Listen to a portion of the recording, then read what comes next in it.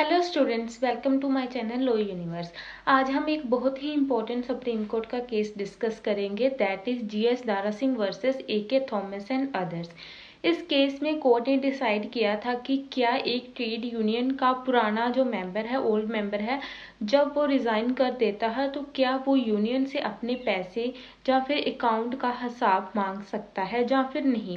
ये case trade union के fund and उनकी अकाउंटेबिलिटी से रिलेटेड है, इसलिए लेबर लॉ में यह एक इम्पोर्टेंट डिसीजन माना जाता है। So now students, let's start it from the facts of the case.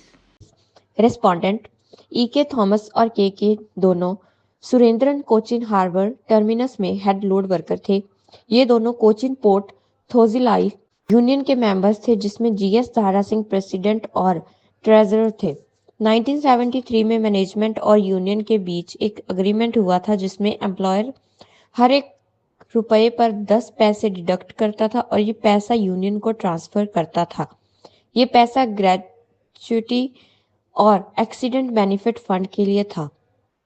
ये पैसे वर्कर्स के बिहाफ पर दिए जा रहे थे, लेकिन धारा सिंह ने उन पैसों को अपने पर्सनल अकाउंट में डिपॉजिट कर दिया और वर्कर्स को उसका प्रॉपर लेखा जोखा मीन्स हिसाब किताब नहीं दिया। इस बात से नाराज होकर 85 वर्कर्स ने 1976 में यूनियन से रिजाइन कर दिया और एक नई यूनियन बना ली। बाद में वर्कर्स ने सिविल सूट फाइल किया, डिमांड किया कि यूनियन और धारा सिंह उन पैसों का अकाउंट दे और उनका शेयर को रिफंड मीन्स वापस करे। ट्रायल कोर्ट ने वर्कर्स के फेवर में डिक्रे दी, पर सब जज ने कहा कि ये सूट्स मेंटेनेबल नहीं है, और क्योंकि पेमेंट ऑफ ग्रेच्युटी एक्ट और workmen's compensation act already remedy देते हैं। बाद में जब सब जज के डिसीजन के अगेंस्ट अपील फाइल हुई तो हाई कोर्ट ने सब जज का डिसीजन रिवर्स किया और ट्रायल कोर्ट का ऑर्डर रिस्टोर किया। धारा सिंह ने फिर सुप्रीम कोर्ट में अपील किया। तो स्टूडेंट्स, ये थी केस की कहानी। अब हम देखते हैं कि कौन कौन सी चीज चैलेंज गई, मीन्स कौन से क्वेश्चन कोर्ट के सामने आए। Issues before the court. First, क्या ये सिविल सूट्स मेंटेनेबल थे जब पेमेंट ऑफ ग्रेच्युटी एक्ट और वर्कमैन कंपनसेशन एक्ट पहले से एग्जिस्ट करते हैं। सेकंड, क्या एक पुराना ट्रेड यूनियन मेंबर रिजाइन करने के बाद भी यूनियन से अपने पैसों का हिसाब मांग सकता है।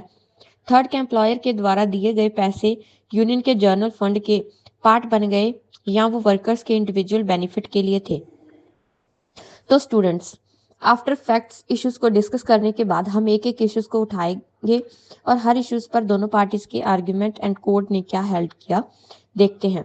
Let's start from issue 1, that is related maintainability of suit.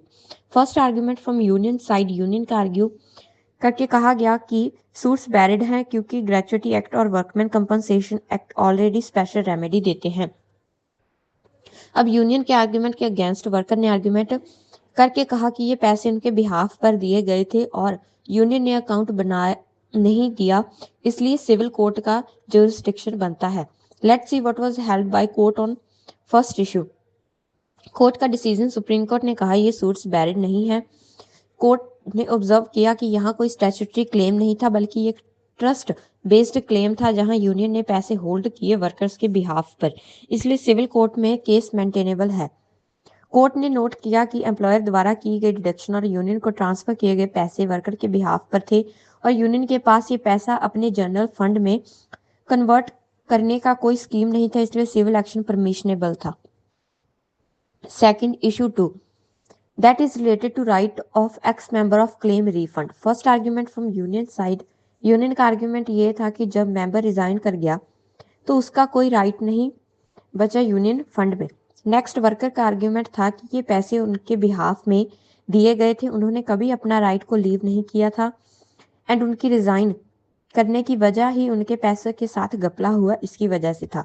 Court ने कहा हाँ, रिजाइन मेंबर भी अपने फंड्स का हिसाब मांग सकते हैं क्योंकि ये पैसा उनके बिहाफ में कलेक्ट किया गया था, पर उन्हें यूनियन के जनरल फंड में कन्वर्ट करने का कोई रूल या अग्रीमेंट नहीं था।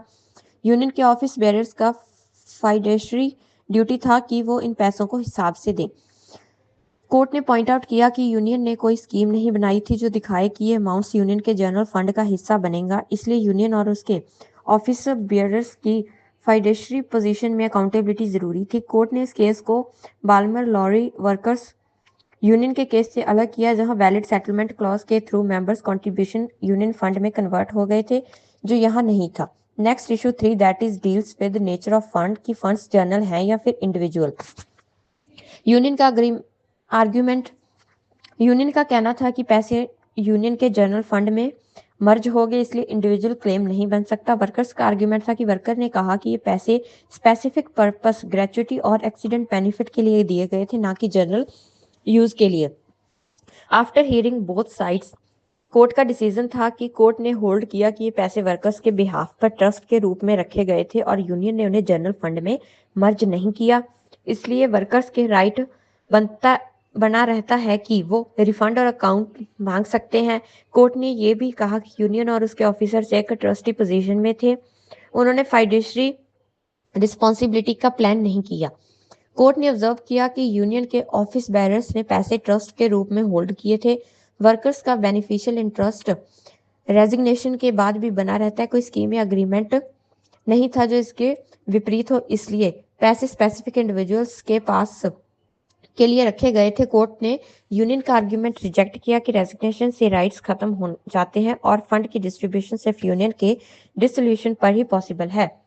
तो स्टूडेंट्स, इन तीनों इश्यूज पर सुप्रीम कोर्ट ने क्लियरली बोला कि सूट्स मेंटेनेबल हैं क्योंकि पैसे ट्रस्ट बेस्ड थे, एक्स मेंबर्स भी रिफंड और हिसाब मांग सकते हैं और फंड स्पेसिफिक पर्पस के लिए रखे गए थे, यूनियन और ऑफिसर ट्रस्टी थे।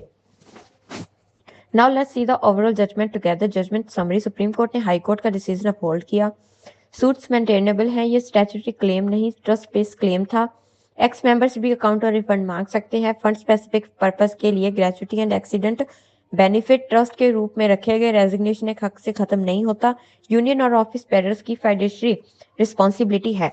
Reasoning principle of judgment, supreme court ने कहा कि गवर्नमेंट जॉब्स या पब्लिक एम्प्लॉयमेंट में हर पर्सन को इक्वल अपॉर्चुनिटी मिलनी चाहिए। आर्टिकल 14 और 16 के तहत अगर कोई अपॉइंटमेंट रूल के खिलाफ या अनफेयर तरीके से किए गए हो तो वो अपॉइंटमेंट इनवैलिड माना जाएगा। कोर्ट ने ऑब्जर्व किया कि सीनियरिटी और प्रमोशन सिर्फ उन्हीं एम्प्लॉयज को मिल सकती है जिनके अपॉइंटमेंट वैलिड और लॉफुल तरीके से हुए हैं।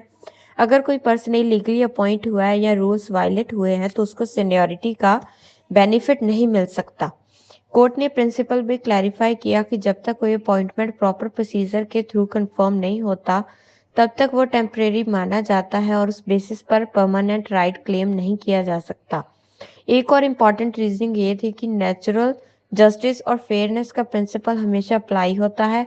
कोई भी एडमिनिस्ट्रेटिव अथॉरिटी अपने मन से या बायस बेसिस पर डिसीजन नहीं ले सकती। Equality in public service is mandatory, no one can get unfair advantage. Only valid appointments create legal rights like seniority or promotion.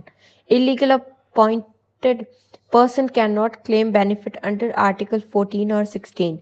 Fair procedure and natural justice must always be followed in employment matters. Conclusion, इस case ने principal establish किया कि trade union के office bearers अपने members के पैसों के लिए अकाउंटेबल हैं। अगर एम्प्लॉयर किसी एम्प्लॉय के बिहाफ पर यूनियन के पैसे देता है तो यूनियन उस पैसों का ट्रस्ट के रूप में रखती है। अगर मेंबर रिजाइन कर देते हैं तो भी उसका राइट खत्म नहीं होता। ये डिसीजन लेबर लॉ और इंडस्ट्रियल रिलेशन में अकाउंटेबिलिटी और ट्रांसपेरेंसी के प्रिंसिपल को स्ट्रेंथन करता है।